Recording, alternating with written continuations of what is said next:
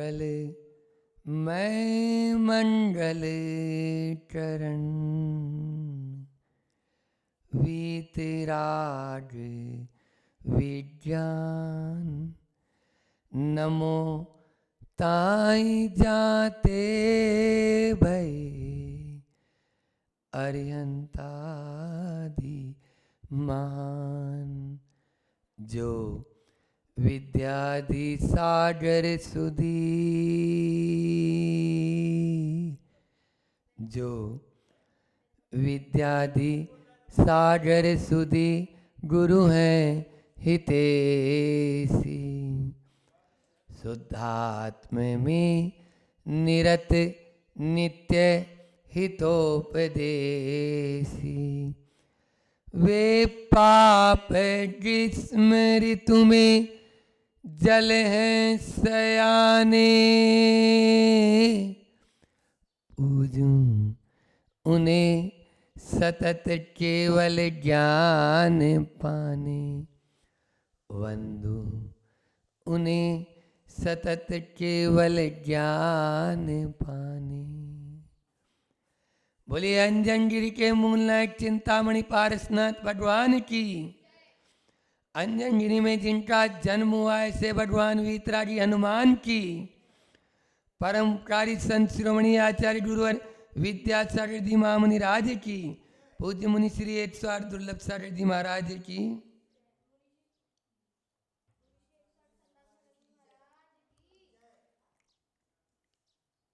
बात परिणामों में साम्यता की चल रही है। हम अपने परिणामों को कैसे साम्य करें, समता के परिणाम हमारे कैसे हों, इसी आशय की बात विगत दिनों में चल रही थी, चल रही है अभी भी। जीवन में आगत कष्टों का समता से स्वागत होना चाहिए। क्या बोला? जीवन में आगत कष्टों का समता से स्वागत होना चाहिए। जो सहन करता है वही समर्थ बनता है। अंजना ने सहन किया 1 साल 2 साल नहीं, 22 साल, तब तद्भव मोक्षगामी भगवान हनुमान को जन्म दिया, उसकी मां बनने का सौभाग्य प्राप्त किया। समस्या सबके जीवन में है, लेकिन उस समस्या को तपस्या में बदलना है। बस 2 बातें हैं। समाधि की या साधना के लिए 2 चीज चाहिए। जब साधना कर रहे हैं तो मेक इट इजी, और जब समाधि की भावना अपन प्रतिदिन रखते हैं तो take it easy. Make it easy और टेक इट इजी, इन दोनों को अपने जीवन में ले लेंगे तभी हम समता परिणाम रख पाएंगे, अन्यथा नहीं रख पाएंगे। आज उस सामायिक पाठ जिसकी अपन प्रतिदिन चर्चा कर रहे हैं, तो 4थे चरण में आचार्य भगवंत क्या कह रहे हैं, अपने हाथ में इनको दे दो वो, तो उसके माध्यम से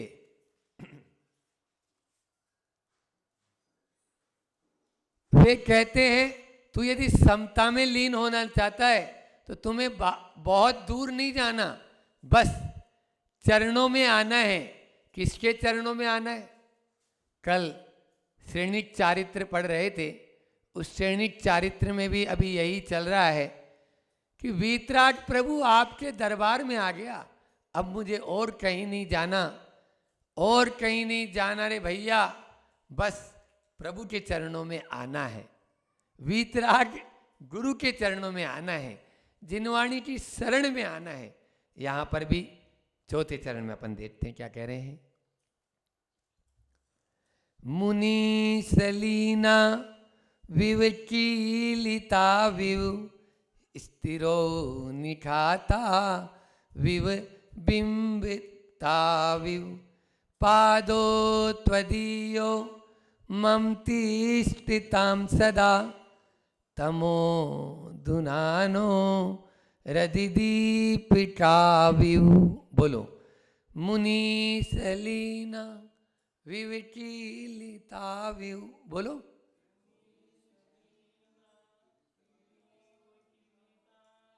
स्थिरो निठाता विव बिंबिता विव।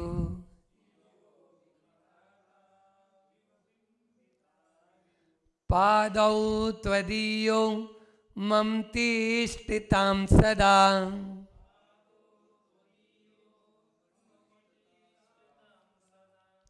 तमो दुनानो रदिदीपिकाव्यू।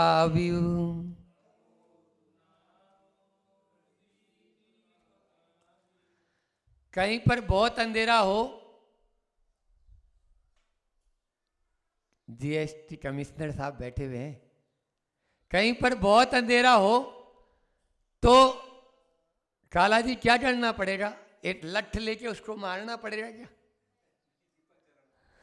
बहुत बढ़िया, दीपक जला। जो अभी आप लोगों ने यहाँ पे दीप का व्यू, मुनीस, पहला जो शब्द है वो मुनीस और अंतिम शब्द दीप का व्यू, मतलब दीपक इव, दीपक की तरह। क्या? तमो दुनानो, भयंकर अंधकार है, ऐसे अंधकार रूपी हृदय में भी तव पादो, आपके दोनों चरण।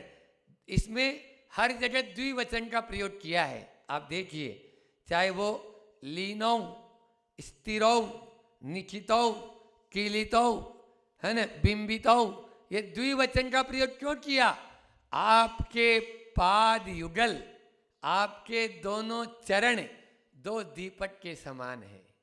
बस जिस हृदय में आपके दोनों चरण हो जाएं विराजमान, वहां कभी मोह रूपी, अज्ञान रूपी अंधकार रह नहीं सकता। ये यहाँ पर अमित गति आचार्य बडवन कह रहे हैं। इस छंद में भी, हर छंद में लगभग वो 4-4 बातें कहते हैं, यहाँ पर भी 4 बात कह रहे हैं। क्या बात कह रहे हैं?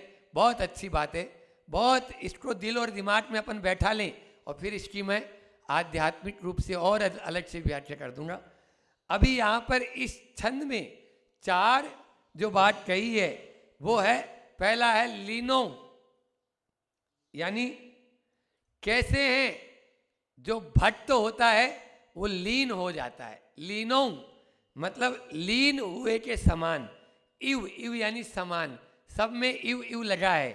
आपके दोनों चरण वो हमें लीन कर लेते हैं, तल्लीन कर देते हैं, आपकी भक्ति करने के लिए विवश कर देते हैं। लीनो। फिर कीलितो, दूसरा शब्द क्या दिया? कीलितो, जैसे कोई कीलित हो जाता है ना, यूं है तो यूं ही रह गया। ऐसे ही प्रभु आपके चरणों की तरफ मेरी दृष्टि जाती है, आपके रूप की तरफ जब मेरी दृष्टि जाती है तो मैं मंत्र मुग्ध हो जाता हूँ, आवाज सा रह जाता हूँ। जब आप लोग दर्शन करते हो ऊपर 21 फीट प्रतिमा के, तो दोनों हाथ जोड़कर इधर उधर देखने का मन होता है क्या? वो रूप देखते ही ऐसा लगता है कि भगवान बस आप मेरे हृदय में हैं और मेरा हृदय आपके चरणों में है। यहां पर भी वही बात कीली की तरह हो जाता है। फिर निश्चितो, स्थिर जो है वो विशेषण है दोनों का, स्थिरौ निश्चितौ और स्थिरौ बिंबितौ, है ना। पहला है स्थिरौ निश्चितौ, मतलब निश्चितौ यानी कोई टाँकी से आपके यहाँ काम चल रहा है बाहर में, तो छेनी हथौड़ी से पत्थर में जैसे उकेर देता है, अब वो मिटने वाला है क्या? कोई नाम खोद दे वो मिटने वाला है क्या? कोई डिजाइन बना दे वो मिटने वाली है क्या? नहीं है। तो निश्चितो वह खोदे हुए के समान और स्थिरौ बिंबितौ, स्थिर प्रतिबिंब के समान। आप जैसे कोई पानी है, कोई तेल है, उसमें अपना प्रतिबिंब देखना चाहते हो तो आप कैसा होता है? वो स्थिर होना जरूरी है। बस आपके दोनों चरण भी इसी प्रकार के हैं।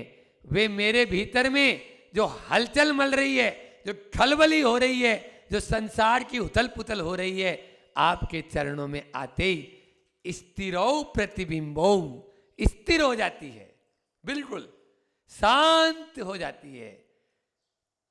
लहरें होती है ना, लहरें, जितनी लहरें उड़ती है, ध्यान रखना, जो तीन खाली होता है वो बचता जाता है। थोता चना, मारवाड़ी में कहावत है कि थो तो चढ़ो और बाजे घणो, थो तो चढ़ो और बाजे घणो, उसका मूल्य नहीं है, उसका मूल्य नहीं है। आप देख लीजिए, इसलिए जो उथली नदी होती है, जो उथली हुई नदी होती है, वो तेज दौड़ती है, लेकिन थोड़ी सी गर्मी पड़ी सूख जाती है। और जो गंभीर नदी होती है, वो दौड़ती हुई क्या, चलती हुई भी नजर नहीं आएगी। आपको ऐसा लगता है ये नदी तो स्थिर है, ये नदी तो चल नहीं रही, लेकिन वो वास्तव में नीचे नीचे चल रही है। उसकी इतनी गहरी था होती है, उसको पकड़ना ही मुश्किल होता है।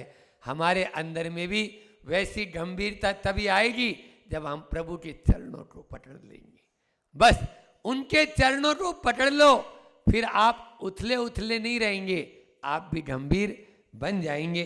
यहाँ पर 4 विशेषण, यानी एक विशेषण दिया पैरों के, विशेषण है दीपक, कि वो दीपक अंधेरे को दूर करने वाले आपके वे चरण बस कैसे हैं, उनमें मैं लीन हो जाऊं, तल्लीन हो जाऊं, कीलित हुए के समान हैं और टाँकी से उकेरे हुए के समान हैं और स्थिर प्रतिबिंब के समान हैं। उसके लिए 4 उदाहरण भी हमने सोचे कि तल्लीन कैसा होना चाहिए। कि तल्लीन, जैसे लता होती है, कोई भी पेड़ होता है ना, उस पेड़ के चारों तरफ लिपट जाती है, जैसा वो पेड़ है वैसे ही लिपट जाती है, जैसी उसकी शाखाएं हैं वैसे ही वो फैल जाती है। आप देखिए, आपके यहाँ जंगल में तो खूब लताएं हैं, तो वो लताएं उसी प्रकार से वो अपना ऐसा तल्लीन होना चाहिए।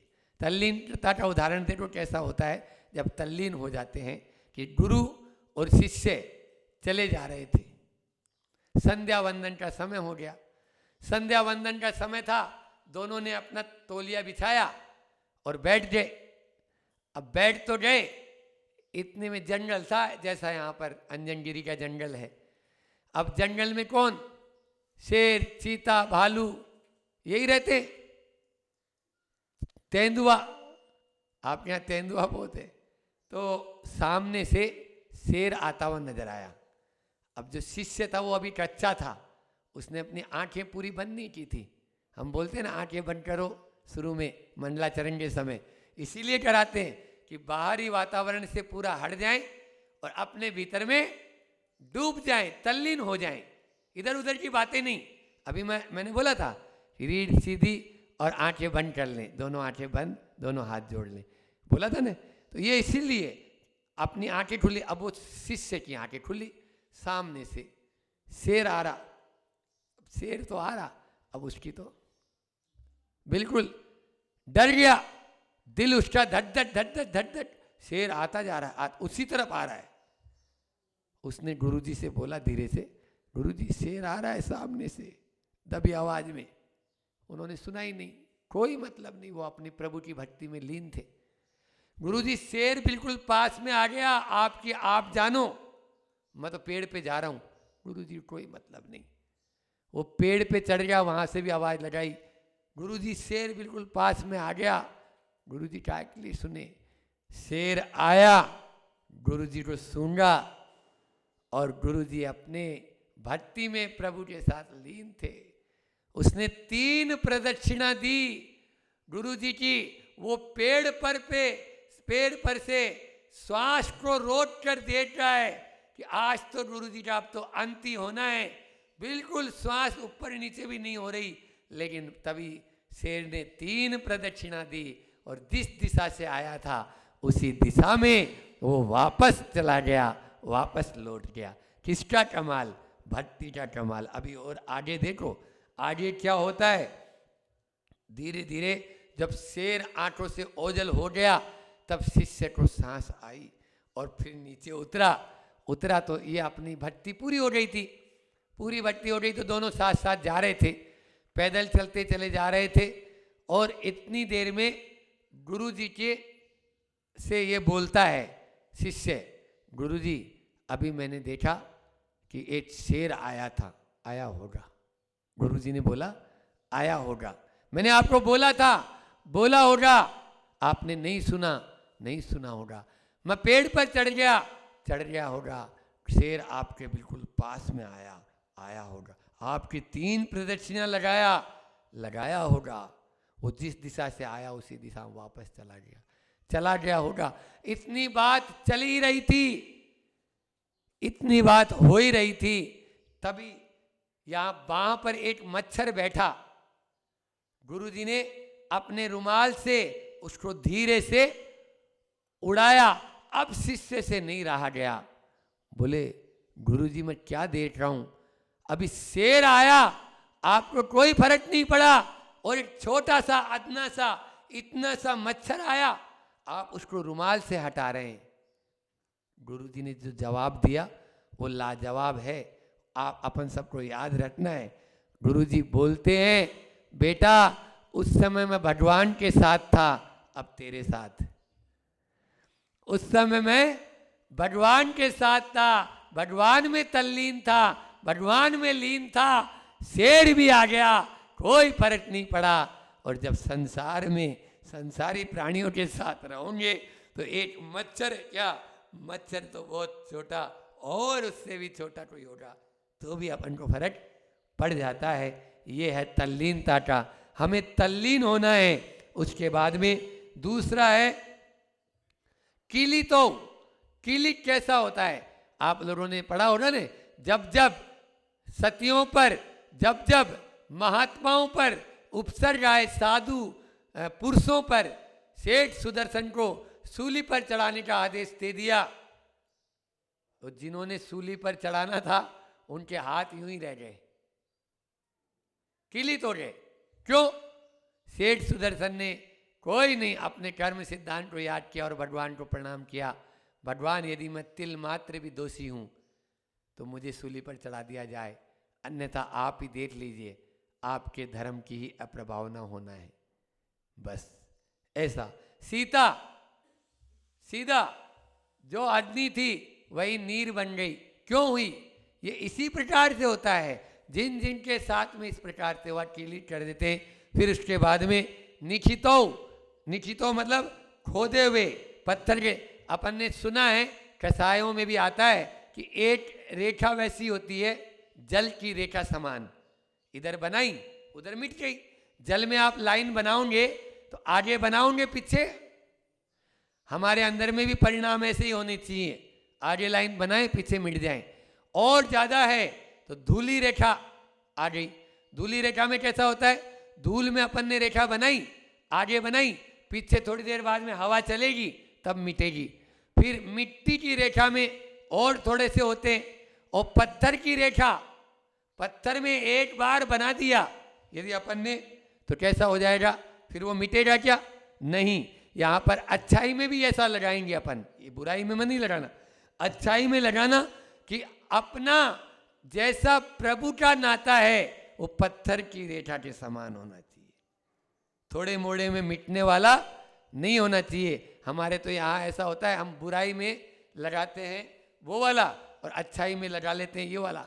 अच्छाई हमारी कैसी है, जल की रेखा के समान, थोड़ा सा बस इधर किया फिर भूल गए, भूलना नहीं, और ज़्यादा उसमें करना है। और अंतिम है स्थिरो बिंबिता हुई। स्थिर यानी जैसा मैंने अभी उदाहरण दिया था, लहरों से जो पानी उथल पुथल मच रही है उसमें कभी भी आप अपना चेहरा, अपन चेहरा नहीं देख पाएंगे। जिस पानी में स्थिरता हो गई उसमें आप अपना प्रतिबिंब देख सकते हो। स्थिरो बिंबितायु, इस प्रकार से यह आराधक आराध्य के प्रति समर्पित होगा तभी तो ये गुण मौजूद होंगे, और ये गुण मौजूद होंगे तभी वो समता में डूबेगा। ये क्यों बता रहे हैं हमको, आचार्य अमित जति महाराज क्यों कह रहे हैं, सामायिक पाठ में ये पंक्तियां क्यों आई? ये इसलिए आई कि हम तभी ही अपने आप को स्थिर रख पाएंगे जब जब सामायिक में डूबेंगे, स्थिर रखेंगे तब सामायिक में डूबेंगे। ये बताओ चरण के लिए ही क्यों बोला? बोलो, शरीर का सबसे उत्तम अंग कौन सा है? माथा। बहुत बढ़िया, पाठशाला में पढ़ा है इसलिए। तो शरीर का सबसे उत्तमांग बोलते हैं, यहाँ तिलक लगाते हैं। शरीर का सबसे निकृष्ट अंग कौन सा है? पैर, है ना? अधो अंग में पांव। फिर भी पूजा पैर की होती है या माथे की होती है? बोलो, पैरों की पूजा होती है या माथे की होती है? पैरों की, चरण की पूजा होती है। क्यों होती है? क्योंकि मस्तक ज्ञान का प्रतीक है और चरण आचरण के। भारतीय संस्कृति ऐसी संस्कृति है जहां पर ज्ञान को पूज्य नहीं माना, आचरण को पूज्य माना। ज्ञान आपका आचरण में ढलेगा तभी वह पूज्य है, इसलिए पैरों की पूजा होती है। और दूसरी बात और बता दूं, एक आप जब बात चली है तो, कि पैर जो होते हैं उन पैरों से, नाखून जो होते हैं, नाखूनों से ऊर्जा हमारी बाहर निकलती है। और सबसे ज़्यादा पाँव के नाखूनों से। जब माता पिता के चरण छूते हैं या गुरुओं के चरण छूते हैं, अपना मस्तक टेकते हैं, तो वो ऊर्जा हमारे भीतर प्रवेश करती है। और एक और बता देता हूँ कि पैरों में मस्तक लगाने का मतलब है अभिमान को गलाना। आदमी झुकता नहीं है, झुकता वही है जहाँ पर उसको कोई सामने वाला गुण नजर आएंगे, सामने वाले के विनय होगी उसके अंदर में, तभी वो झुकेगा। ये भारतीय परंपरा में और कहीं नहीं झुकता। तो विनय केवल सच्चे देव, शास्त्र और गुरु, उनके सामने ही हम झुकेंगे। अन्यथा बहुत से राजा ऐसे हुए जिन्होंने अपना सिर कटा लिया, लेकिन अन्य देवी देवताओं के सामने अपना सिर झुकाया नहीं। किसी राजा के सामने भी नहीं झुकाया उन्होंने। इस प्रकार से अनेक उदाहरण मिलते हैं। राम को सब पूछते हैं, रावण को कोई नहीं पूछता। राम का सब नाम रखते हैं, लेकिन रावण का नाम नहीं रखते। क्यों? बोलो। वो इसलिए कि राम उस पर चले, रावण चले नहीं। रावण केवल आचरण में उस ज्ञान को नहीं लाया। रावण के पास ज्ञान की कमी नहीं थी, आचरण की कमी थी। इसलिए आचरण में भी हम उसको लेकर आए। आज अपन ने यही सीधा, वहाँ पर भी अपन भगवान की जब दर्शन भक्ति बोलते हैं, दर्शन करते हैं, तो क्या बोलते हैं? तव पादो मम हृदय तब पद द्वैलीनम तिष्ठतु जिनेन्द्र तावत यावन निर्वाण संप्राप्ति। जब तक निर्वाण की प्राप्ति न हो तब तक तुम्हारे दोनों चरण मेरे हृदय में रहें। इस प्रकार से यह सामायिक पाठ में आज अपन ने देखा। हाई को लेकर अपनी वाणी को विराम दूंगा कि किस प्रकार से हम जो है आचरण हमारे लिए अनिवार्य है। आचार्य श्री जी तो बार बार बोलते हैं कि जो स्वाध्याय भी करते हो उसका प्रयोग करो। प्रयोग नहीं करोगे तो वो केवल, अब जैसे हम सुना रहे हैं आपको, तो सुनना मात्र रहेगा, प्रयोग भी तो करना चाहिए। तो आचार्य श्री जी ने बहुत सुंदर हाइकू लिखा, जीना तो चाहूं, जीना तो चाहूं, जीना चढ़ने हेतु, जीना चढ़ने हेतु यूं ही जीना क्या, यूं ही जीना क्या। सब लोग जीना चाहते हैं, लेकिन वो क्यों जीना चाहते हैं? जीना, सब ऊपर बढ़ना चाहते हैं और नीचे गिरना चाहते हैं। छोटा सा छोटा व्यक्ति, एक पहला क्लास में बच्चा पढ़ने जा रहा है, वो भी बोलता है मुझे कलेक्टर बनना है इसलिए मैं पढ़ने जाता हूँ। इसका मतलब जीना तो चाहूं, जीना चढ़ने हेतु, लेकिन काम क्या कर रहा है? वो चल रहा है क्या उस पद चिन्हों पर? महावीर को सब मानते हैं, महावीर की भी तो मानो। महावीर को तो आप जयकारा लगा रहे हो, महावीर की भी तो मानो, तभी तो आप। ये क्या है? जीना चढ़ने हेतु। आपको थोड़ा सा कठिन तो लगेगा। अच्छा ये बताओ, चलने में और चढ़ने में अंतर है या नहीं है? अरे महाराज हमारे तो घुटनों में दर्द होता है, तो डॉक्टर ही मना कर देते हैं, चल सकते हो, चढ़ नहीं सकते। तो जीना चढ़ने जैसा है आगम की वाणी, प्रभु की वाणी, गुरु की वाणी। बस चढ़ने में जो मजा आएगा, ऊपर जाते ही जब पहाड़ पे चढ़ जाते हैं क्या आनंद आता है, एक अलग ही अनुभूति की अनुभूति होती है। बस उस अनुभूति का आनंद लेना चाहते हो तो अपने अंदर में चढ़ने का काम करो। बस बैठो मत, चलते रहो चलते रहो चलते रहो, चलते रहोगे तभी हम वहाँ पहुँचेंगे। लेकिन आज के इंसान की हालत बड़ी, स्थिति बड़ी विचित्र है कि रात गमाई सोए के और दिवस गमाया खाए। कबीरदास जी का दुआ है, रात गमाई सोए के और दिवस गमाया खाए, हीरा जन्म अमोल है सा, कोड़ी बदले जाए। यह कोड़ियों में के भाव में हमारा यह हीरा जन्म जा रहा है, उसको हम रोकें तभी अपने आप को आगे बढ़ा पाएंगे और समता परिणाम में स्थिर रख पाएंगे। स्थिर रखें इसी भावना के साथ बोलिए अहिंसा परमो धर्म की। आचार्य गुरु और विद्यासागर जी महाराज की